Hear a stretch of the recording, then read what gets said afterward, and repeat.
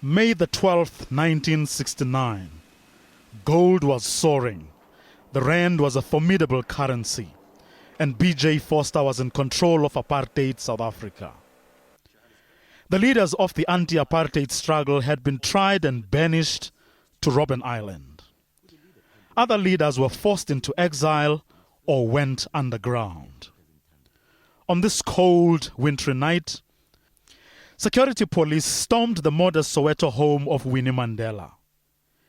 She was arrested in front of her daughters Zinzi and Zenani, 9 and 10 at the time.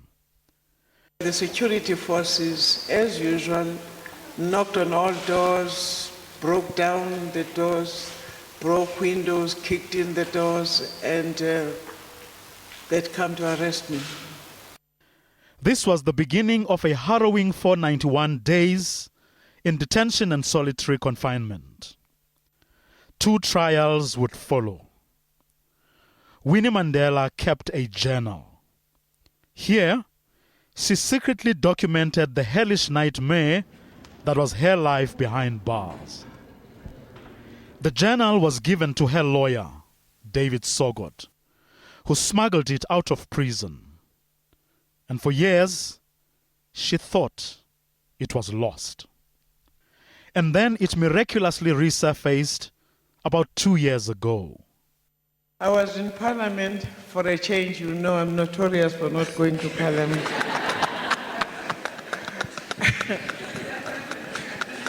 I happened to be in Parliament that one day, one of those rare occasions, and there was a knock on the door, and a lady came in to my office, and this was the late Advocate Sokot's wife. She said that there was this manuscript, this file.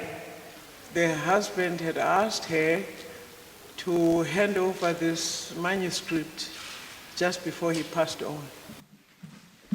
It rekindled past, tortuous memories, which she thought she would never again have to relive.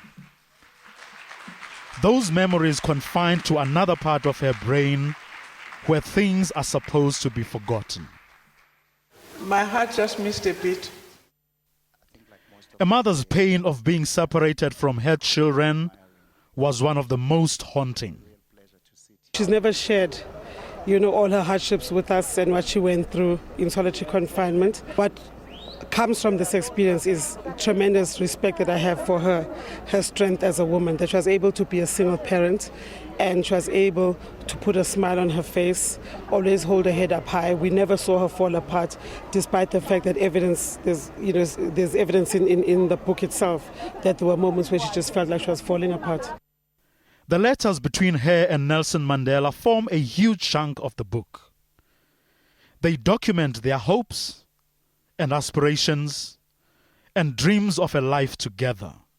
The letters between herself and her husband, but also some of the relatives, and how much they meant to her. You could see that when she received the letter from her husband, it was almost as if she had been cured, even though she was quite sick, the way she writes in the response, and also the way Mandela himself, when he receives the letters from her, and it's incredible.